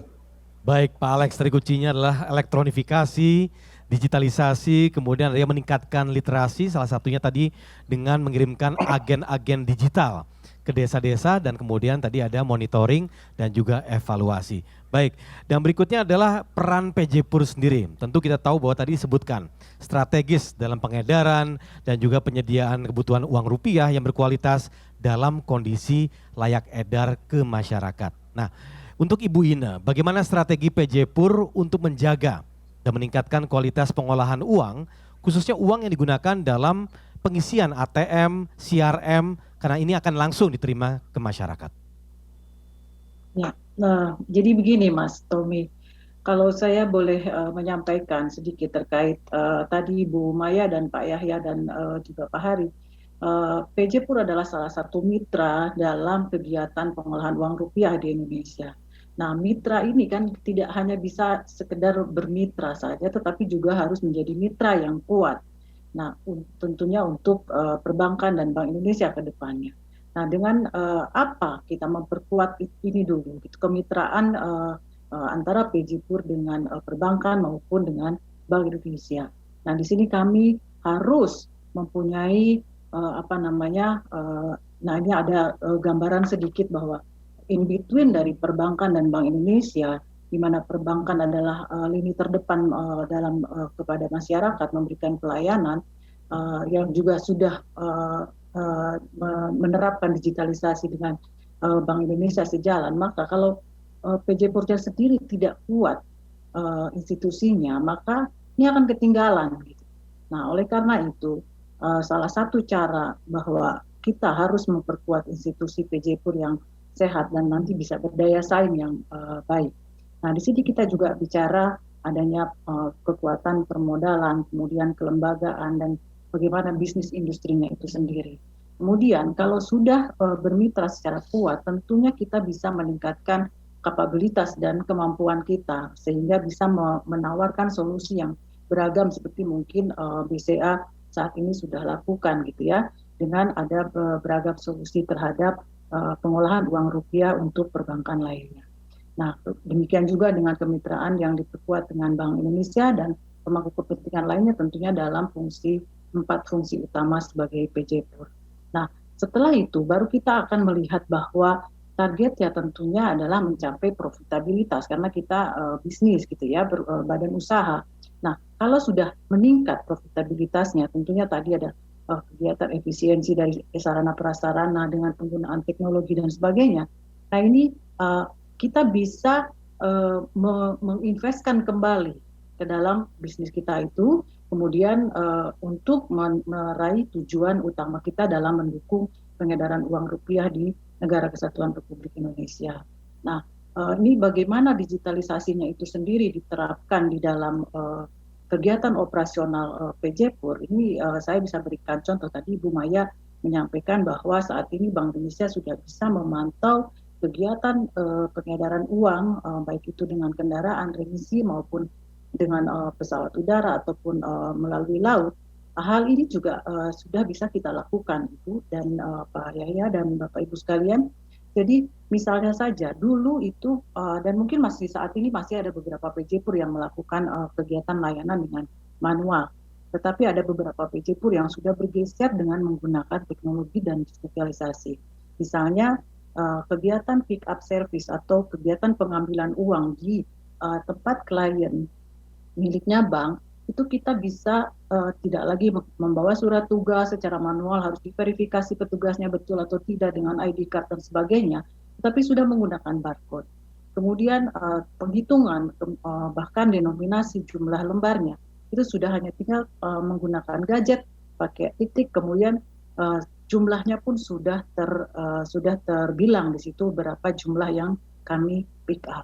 Setelah itu data tersebut ini real time pun bisa bisa dilihat oleh monitoring baik di perusahaan kami maupun juga di bank maupun di kliennya sendiri. Nah, ini real time kita bisa sampaikan seperti itu. Ini sudah terjadi pergeseran dalam sedikit proses digitalisasi di pengolahan uang rupiah. Nah, tentunya nanti sejalan dengan waktu ada hal-hal di mana teknologi dan digitalisasi yang kita gunakan bisa juga dengan mengintegrasikan cash processing center seperti mungkin nanti BCA gitu ya. Kemudian yang sudah melakukan hal tersebut. Nah, hal-hal seperti ini ya kita lakukan, ini tentu akan memudahkan bank dalam membuat forecasting penerimaan uang pada hari tersebut. Begitu. Sehingga nanti uangnya itu bisa digunakan untuk misalnya kebutuhan pengisian ATM atau CDM, CRM atau bahkan digunakan untuk ditransaksikan kepada bank lain. Mungkin itu yang kita bisa upayakan, Pak Mas Tommy. Baik, Ibu Ina, terima kasih. Tadi kuncinya sudah disebutkan ya, bahwa meningkatkan kapabilitas itu perlu sekali sinergi yang kuat atau kemitraan yang kuat. Baik, nah ini banyak sekali pertanyaan yang masuk di kami melalui chat room-nya, dan memang sekali lagi kami ingin mengundang Bapak Ibu yang ingin bertanya kepada keempat pembicara yang hadir di sesi kali ini, yaitu dengan menuliskan dalam kolom chat dengan format nama, kemudian underscore instansi, kemudian langsung menuliskan pertanyaannya. Dan langsung izinkan saya untuk membacakan. Begitu banyak pertanyaan, saya mulai dari Ibu Suti Masriari dari Bank Indonesia Jambi. Baik, saya langsung bacakan. Inilah pertanyaan untuk Presiden Direktur BCA, Bapak Yahya Setia Atmaja.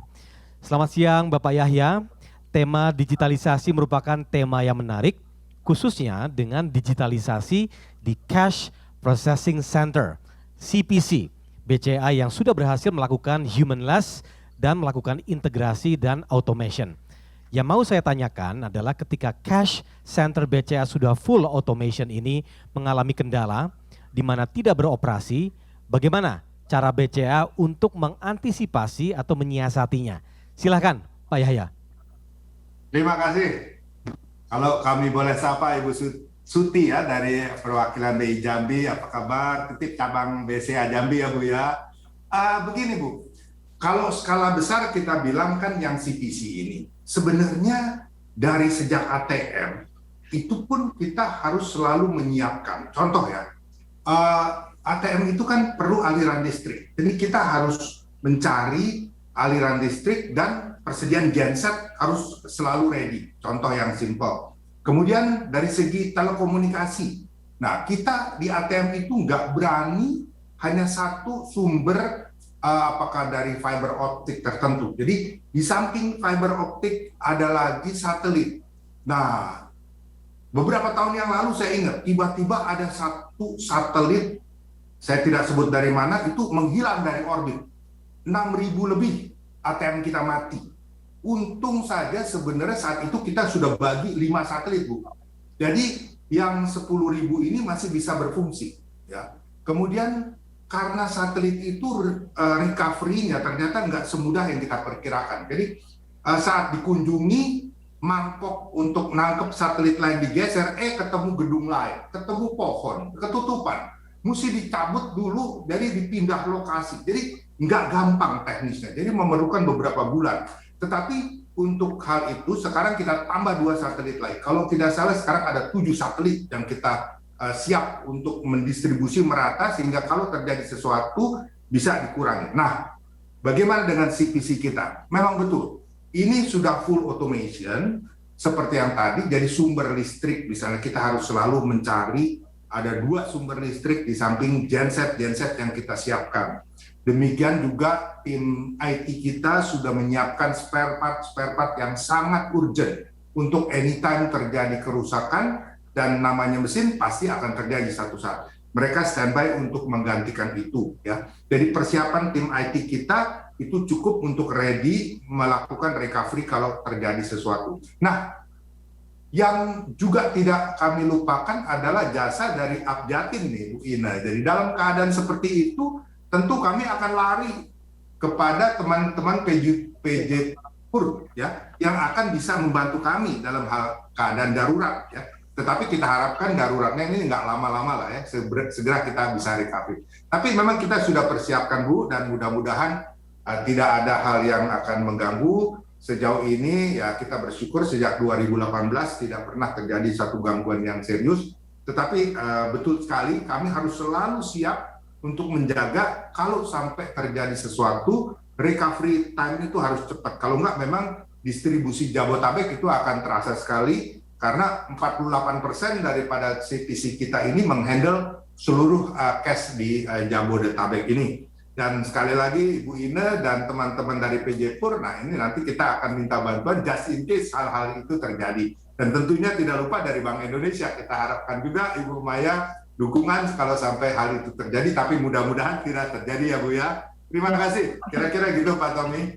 Baik, terima kasih Pak Yahya. Jadi kesiapannya memang sudah sangat detail sekali, termasuk kolaborasi dengan Abjatin, perihal misalnya ada gangguan dalam automation dan lain-lain. Baik, terima kasih sekali lagi.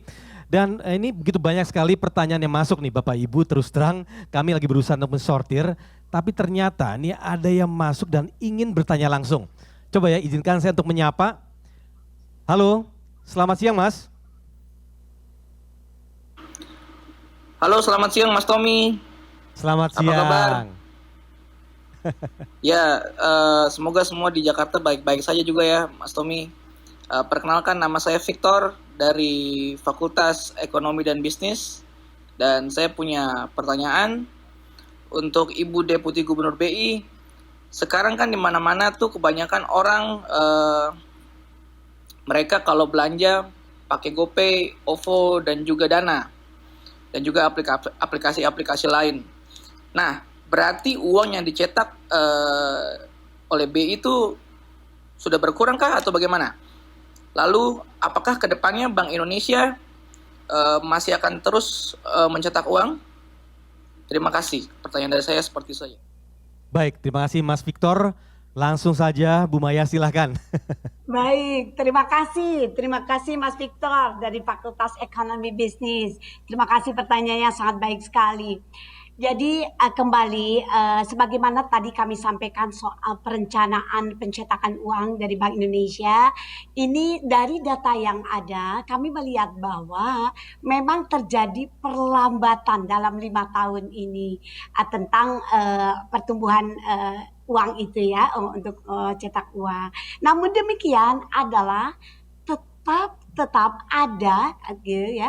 Jadi tumbuh meskipun melambat tetapi tumbuh. Tadi sebagaimana saya sampaikan bahwa dalam 5 tahun terakhir itu adalah 7,4% CAGR-nya ya. Kemudian rasio dengan PDB-nya juga rasio UYD dengan PDB 4,4%. Artinya apa? Bahwa tetap saja diperlukan gitu ya uang kata. Nah, walaupun tadi melambat. Nah, kemudian Bank Indonesia juga sudah bekerja sama dengan akademisi untuk meneliti ini dan bagaimana prospek ke depan, dan terlihatlah bahwa transaksi non tunai saat ini masih bersama-sama dengan tunai ini masih bersifat komplementer terhadap pertumbuhan uang kartal, sehingga Bank Indonesia pastinya akan terus melakukan pencetakan dengan jumlah yang pas pastinya. Nah, Bapak Ibu sekalian, terkait dengan kewenangan Bank Indonesia di bidang sisi pembayaran, tentu kita tetap mendorong masyarakat itu untuk melakukan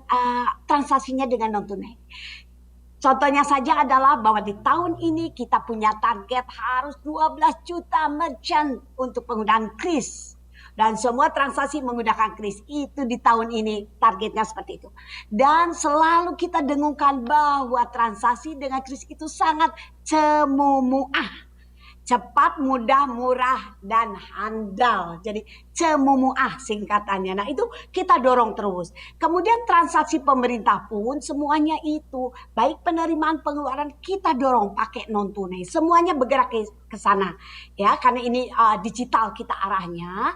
Nah ini kembali infrastruktur BI pun kita sudah akan lakukan bagaimana BI Fast untuk beroperasi 24 jam sehari, 7 hari dalam seminggu dan seterusnya. Jadi ini terus kita dorong.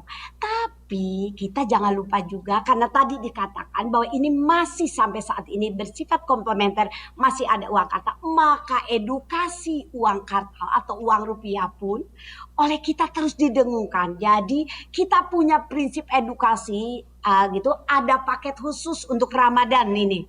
Bagaimana teman-teman dari Departemen Pengelolaan Uang itu melakukan paket khusus untuk edukasi cinta, bangga, dan paham rupiah. Nah ini kepada masyarakat itu terus ini tahun betul-betul tahun mengedukasi. Hanya rupiah yang sebagai alat pembayaran sah.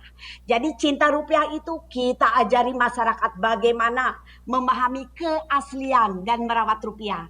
Mengenali keaslian rupiah, merawat rupiah, dan menjaga rupiah dari kejahatan uang palsu. Nah, kemudian juga yang kedua, bangga rupiah. Bangga rupiah seperti apa? Masyarakat harus memahami simbol dan identitas bangsa ini melalui 3 hal. bahwa rupiah simbol kedaulatan negara, bahwa rupiah satu-satunya alat pembayaran yang syah, dan juga rupiah sebagai pemersatu bangsa. Sedangkan yang ketiga, faham rupiah.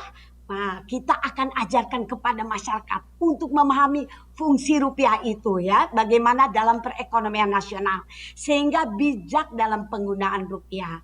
Jadi yang pertama untuk paham rupiah adalah bertransaksi rupiah dalam peredaran uang rupiah itu secara bijak. Nah, ya, kemudian berbelanja rupiah itu bagaimana dalam stabilitas sistem keuangan. Ya, berbelanjanya seperti apa, bagaimana secara bijak juga dilakukan, dan tentu saja adalah berhemat untuk rupiah sebagai alat penyimpan nilai.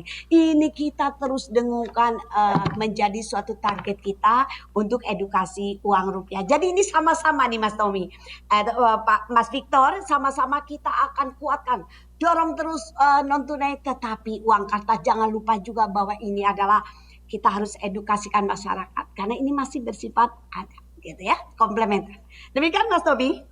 Baik Ibu Maya, luar biasa semangatnya tadi ya dengan komitmennya, dan salah satu programnya tadi Cemumuah. Oke. Cemumuah. Cemumuah. Oke, baik Bu Maya, terima kasih. Dan ini ada pertanyaan lagi, satu lagi dari Genbi Jakarta, namanya Diva.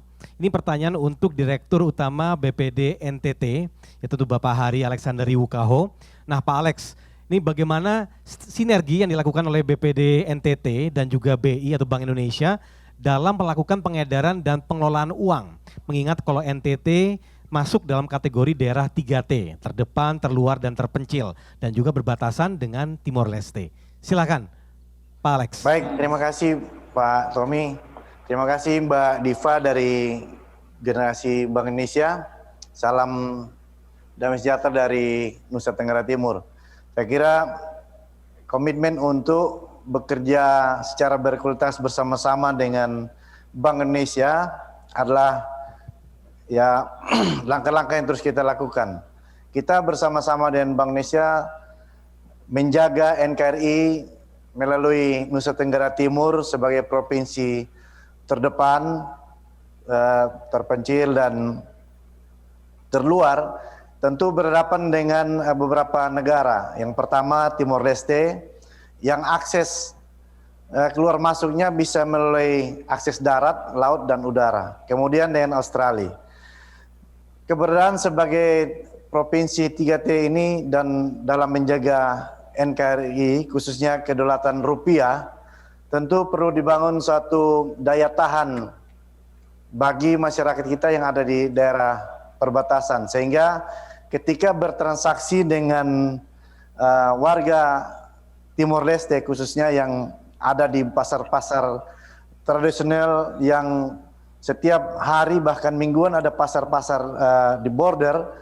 Oleh karena itu dengan kerjasama dan kepercayaan yang diberikan oleh Bank Indonesia khususnya mengelola kas titipan adalah satu kesempatan bagi Bank NTT berperan menjaga kedaulatan NKRI, di mana dari transaksi-transaksi yang ada di masyarakat, di pasar-pasar tradisional, yang mana antara Timor Leste dan Indonesia dalam hal ini NTT, itu hanya perbedaan politik,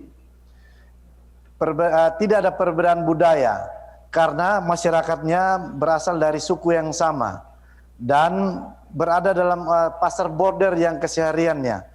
Oleh karena itu, dengan berlakunya mata uang rupiah di beberapa daerah di Timor Leste, itu juga menjadi satu kebanggaan bagi Indonesia. Sehingga dengan adanya peredaran uang yang layak edar, itu memberikan nilai kepercayaan diri sebagai warga Indonesia. Ini loh, gengsi sebagai warga Indonesia dengan memegang uang rupiah yang secara masyarakat di daerah perbatasan dengan kualitas yang bagus, itu akan memberikan nilai beda antara masyarakat Indonesia dan Timor Leste, di mana Timor Leste hanya mengenal satu mata uang yaitu US dollar. Nah, transaksi ini dalam perdagangan yang sangat sederhana, dibayar dengan rupiah, dibayar dengan dolar, dikembalikan dan rupiah, itu menjadi sesuatu hal yang sudah diterima dan menjadi hal yang biasa. Oleh karena itu, peran yang diberikan oleh Bank Indonesia dan kerjasama antara BPD, NTT, dan Bank Indonesia menjaga kedaulatan NKRI melalui fungsi peredaran uang rupiah yang layak edar dan berkualitas adalah bagian dari menjaga NKRI. Demikian Pak Tommy. Baik Pak Alex, semangatnya adalah tentu soal kedaulatan ini dengan membangun literasi juga ya untuk warga-warga dan juga masyarakat di sana. Baik, terima kasih Pak Alex, dan berikutnya adalah pertanyaan dari perwakilan akademisi dan ditujukan kepada Ketua Umum Abjatin Ibu Ine atau Ibu Ine Yuaniza. Nah, tadi dalam paparan disebutkan bahwa salah satu upaya Abjatin untuk mendukung digitalisasi adalah memperkuat institusi PJPUR dari sisi permodalan. Nah, mohon dapat dijelaskan bagaimana hubungan permodalan ini dan sisi penguatan institusi PJPUR-nya, Bu Ina. Ya, baik. Terima kasih Mas Tommy. Jadi begini, kalau sebuah badan usaha yang kuat ini tentu memerlukan permodalan yang cukup. Nah, ini sejalan juga dengan peraturan Bank Indonesia yang sudah diterapkan di dalam industri PJPUR sejak peraturan Bank Indonesia itu dikeluarkan pada 2019, yang tentu menjadi pertimbangan-pertimbangan yang cukup panjang waktu itu oleh Bank Indonesia. Kenapa kantor kita itu mempunyai persyaratan ada kategori 1, kategori 2 dengan minimum permodalan yang harus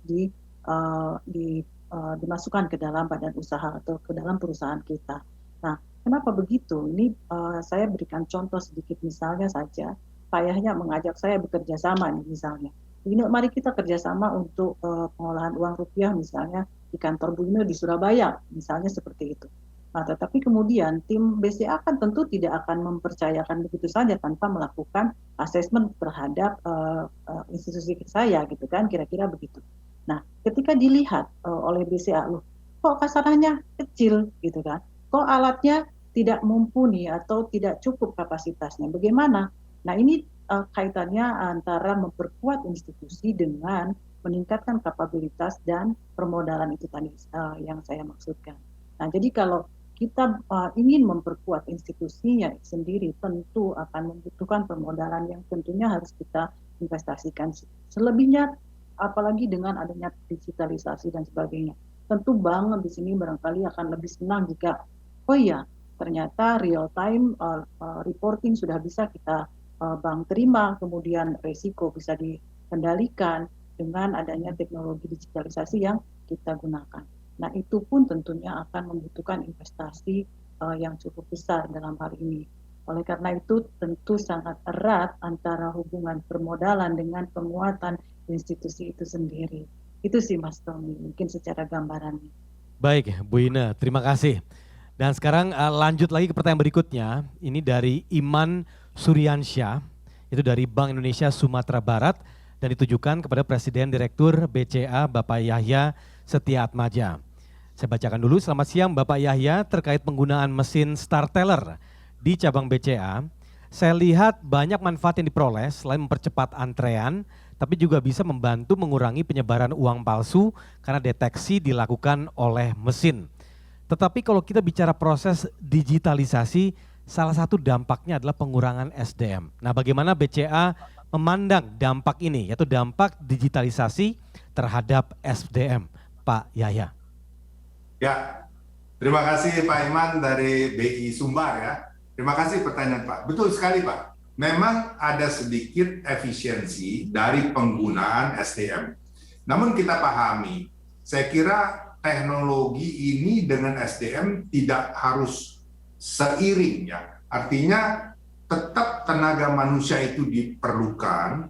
Tentunya nasabah akan berbeda. Kalau datang ke cabang tidak ada orang sama sekali, mesin semuanya gitu ya. Suasananya kurang hangat, tidak ada satpam yang menyapa, selamat pagi, silakan masuk gitu kan. Ini penting. Peran SDM itu tetap penting ya. Namanya bank adalah jasa melayani masyarakat. Nah, dan jangan lupa, transaksi itu terus bertambah. Jadi kalau asumsi kita tidak menggunakan teknologi yang mutakhir, maka pertambahan SDM kita itu minta ampun, Pak. Nah, ini yang nggak akan tahan. Tetapi justru kita bersyukur dengan transaksi yang terus meningkat setiap tahun, kita bersyukur artinya ekonomi kita kan semakin lama semakin maju, kecuali ada COVID ini ya. Waktu sebelum COVID ekonomi kita tuh tiap tahun meningkat luar biasa. Kebutuhan uang kartal juga terus meningkat. Jadi sebenarnya transaksinya sendiri meningkat pesat. Namun kita bisa mengontrol bukan dalam arti merumahkan para karyawan, tetapi tidak menambah lagi. Paling tidak ini adalah efisiensi yang dapat kita capai. Kita lebih melatih mereka dalam bagaimana melayani nasabah, bagaimana ada yang bisa ditingkatkan menjadi menangani hal-hal lain misalnya. Tentu kita mencoba mentransformasi mereka-mereka yang mungkin di satu sisi tidak dibutuhkan karena ada di digital, tetapi namanya bank harus melayani nasabah, harus selalu ada kontak kepada nasabah, Pak. Tidak bisa semuanya di digital, kecuali yang mass market ya. Tetapi kalau kita lihat, misalnya untuk anggota prioritas kita aja udah 150.000. Ya, untuk menangani 150.000 nasabah prioritas ini harus membutuhkan berapa banyak CSO misalnya, betul-betul RO ataupun yang relationship officer ya, penting sekali. Jadi sejauh ini kita bersyukur dengan digitalisasi yang kita implementasikan tidak menambah SDM. Tetapi ya syukur dan semoga juga ke depan demikian, kita tidak merumahkan karyawan kecuali mereka yang sudah memasuki usia pensiun ya, otomatis ini akan berkurang gitu ya. Jadi kira-kira begitu Pak Iman atas pertanyaan Bapak. Terima kasih. Selamat sore. Baik, terima kasih Pak Yahya. Jadi kuncinya adalah rekrutmen yang tepat sasaran dan juga peningkatan skill dari SDM yang sudah ada di bank sendiri. Baik, dan berikutnya adalah pertanyaan dari Dimas. Ya ini instansinya, coba saya bacakan dulu pertanyaannya. Ini ditujukan untuk Deputi Gubernur Bank Indonesia Ibu Maya. Jadi sistem pembayaran di Indonesia terus berkembang dipengaruhi oleh inovasi teknologi, tradisi masyarakat, dan tentunya kebijakan otoritas khususnya Bank Indonesia sebagai lembaga yang berwenang terhadap sistem pembayaran. Demikian pula dengan alat pembayaran di Indonesia yang terus berkembang pesat dan maju dan berkembang dari alat pembayaran tunai ke non-tunai. Nah, bagaimana Bank Indonesia menyelaraskan kebijakan pengelolaan uang terhadap perkembangan transaksi non-tunai, Ibu Maya? Baik, terima kasih. Mas Dimas, terima kasih atas pertanyaannya. Nah ini kembali sebagaimana tadi kami sampaikan, kami karena memang dalam satu kebijakan, baik itu kebijakan sistem pembayaran tunai maupun non-tunai, maka kami pastinya akan menyelaraskan seperti apa kebutuhan dari pengelolaan uang tunai ya, atau uang kartal. Nah, Bank Indonesia memiliki program tadi yang kami sebutkan, kita dorong yang non-tunainya itu supaya semua masyarakat itu sudah betul-betul menggunakan transaksi secara digital. Dan kondisi pandemi ini menyebabkan stages daripada masyarakat itu seperti nyebur langsung mereka melakukan transaksi secara non-tunai, yaitu secara online ya Bapak Ibu sekalian. Pandemi yang sudah berlangsung 1 tahun ini ya terus menyebabkan penggunaan transaksi non-tunai atau pembayaran transaksi secara non-tunai itu jadi meningkat sangat luar biasa. Nah seperti itu kita selaraskan. Tapi kemudian tetap bahwa di kebijakan uang tunai kita melihat juga bahwa ini harus diperkuat. Kenapa diperkuat? Karena kita harus mendorong masyarakat agar memahami bahwa satu-satunya alat pembayaran yang sah itu adalah rupiah. Ya, jadi rupiah bukan mata uang lain di NKRI. Nah, oleh karena itu, maka kita juga mendorong juga masyarakat untuk memahami. Nah, itu tadi cinta, bangga, dan paham rupiah. Jadi ini keselarasan strategi kita itu adalah dilakukan seperti itu. Dan selantiasa adalah sinergi. Contoh saja adalah dalam Festival Ekonomi Keuangan Digital saat ini, maka keberadaan dari uang rupiah tetap kita lakukan edukasi bahwa pembayarannya yaitu dengan rupiah. Seperti itu. Dan termasuk tadi yang kami sampaikan bagaimana kami menghitung ke depan jumlah yang harus dicetak, kemudian bagaimana diselaraskan. Kami pun bersinergi di dalam blueprint sistem pembayaran sampai tahun 2025 kita selaraskan. Demikian Mas Tommy dan Mas Dimas. Baik, terima kasih Ibu Maya. Dan mohon maaf nih Bapak Ibu, karena waktu sudah terbatas, ini begitu banyak pertanyaan yang masuk di sistem kami dan tidak bisa kami bacakan semuanya. Namun boleh dong tepuk tangan secara virtual dulu nih, luar biasa. Semangat Bapak Ibu dalam menjawab dan juga semangat Bapak Ibu dalam bertanya di sesi kali ini. Baik, izinkan saya untuk merangkum sedikit bahwa memang sudah disampaikan bersama tadi, perkembangan sistem informasi dan teknologi saat ini tentu berdampak terhadap sejumlah aspek termasuk pengelolaan uang rupiah atau PUR. Dan Bank Indonesia selaku otoritas sistem pembayaran secara proaktif berinisiasi di tengah pesatnya digitalisasi dan mengembangkan pengelolaan uang rupiah, membuat framework PUR untuk memenuhi kebutuhan masyarakat akan rupiah layak edar di seluruh wilayah NKRI tercukupi dengan jumlah dan juga pecahan yang sesuai. Dalam pelaksanaan pengedaran uang ini, Bank Indonesia tidak terlepas dari peran perbankan dan PJ PUR yang langsung terkait dengan masyarakat. Jadi sinergi atau kemitraan yang solid, yang kuat tadi sampaikan juga. Dan inisiasi otoritas serta peran aktif industri perbankan dan PJ PUR untuk bertransformasi secara digital dalam pengolahan dan juga pengedaran uang rupiah merupakan salah satu faktor kunci untuk memenuhi kebutuhan masyarakat akan rupiah yang berkualitas. Dan kemudian sinergi antara Bank Indonesia dan industri perbankan serta PJ PUR harus semakin baik agar langkah untuk menghadirkan rupiah yang berdaulat di NKRI dapat terwujud dengan baik. Sekali lagi terima kasih untuk Bapak Ibu dan tentu kami mohon untuk kepada seluruh Bapak Ibu pembicara dan juga para peserta langsung kameranya on semua. Kami mohon untuk berfoto bersama. Baik, dalam hitungan 3, 2, 1 ya Bapak Ibu ya. Semua berikan senyum semangat agar rupiah semakin berdaulat, semakin kuat Indonesia. Langsung 3, 2, 1. Lagi? Baik, berikutnya ya. 3, 2, 1. Sudah cukup? Sekali lagi, oke baik. Kita ulang lagi. 3, 2, 1. Baik, luar biasa. Boleh tepuk tangan sekali lagi secara virtual. Terima kasih kepada Bapak Ibu. Terutama untuk pembicara yang hadir di sesi ini, Ibu Maya, Bapak Yahya, kemudian Bapak Alex dan juga Ibu Ina.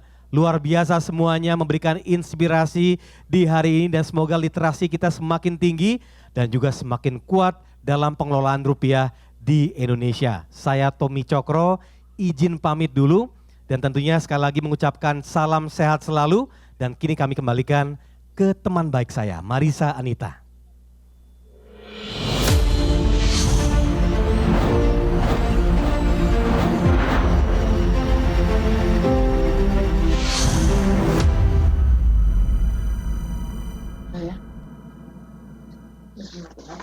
Ya, banyak sekali insight yang telah kita dapatkan tentang bagaimana mengelola uang rupiah di era digital, baik dari sisi bank sentral maupun industri. Terima kasih banyak ke Tommy Cokro, rekan saya yang sudah memandu sesi talk show digitalisasi pengelolaan uang rupiah, dan tentunya kepada seluruh narasumber yang telah hadir dan berbagi ilmunya. Kepada yang terhormat, Deputi Gubernur Bank Indonesia Ibu Rosmaya Hadi, Presiden Direktur Bank Sentral Asia Bapak Yaya Setia Atmaja, Direktur Utama Bank Pembangunan Daerah Nusa Tenggara Timur Bapak Hari Alexander Riwukaho, dan juga Ketua Asosiasi Perusahaan Jasa Pengolahan Uang Tunai Indonesia Abjatin Ibu Ina Yuaniza. Efisiensi proses bisnis di tengah perkembangan keuangan digital akan dicapai melalui digitalisasi pengelolaan uang rupiah dilakukan oleh Bank Sentral dan industri. Melalui kegiatan ini, harapannya kita semua jadi mengenal dan memahami bagaimana perkembangan uang rupiah mengikuti perjalanan sejarah bangsa. Kita juga jadi tahu bagaimana rupiah berjuang di tengah naik turunnya ekonomi bangsa. Dan rupiah menjadi simbol pemersatu di tengah kebinekaan bangsa. Talkshow ini telah memberikan pengetahuan tentang apa dan bagaimana kebijakan dan regulasi penggunaan rupiah di Indonesia yang tujuannya tentu saja untuk memastikan kedaulatan dan eksistensi bangsa. Ayo, mari kita tunjukkan kebanggaan kita terhadap rupiah dengan menggunakan uang rupiah dalam setiap pembayaran. Dan silakan kunjungi secara virtual Jelajah Rupiah di www.jelajahrupiah.com untuk tahu lebih banyak tentang evolusi rupiah, keindahan dan keberagaman Indonesia dalam rupiah dan tabir rupiah. Tidak terasa sudah di penghujung acara. Saya Marisa Anita dan juga seluruh kru yang bertugas pamit undur diri. Terima kasih, sampai jumpa pada kegiatan acara Festival Ekonomi Keuangan Digital Indonesia selanjutnya. Wassalamualaikum warahmatullahi wabarakatuh. Shalom, Om Shanti Shanti Shanti Om, Namo Buddhaya, salam sehat dan sejahtera.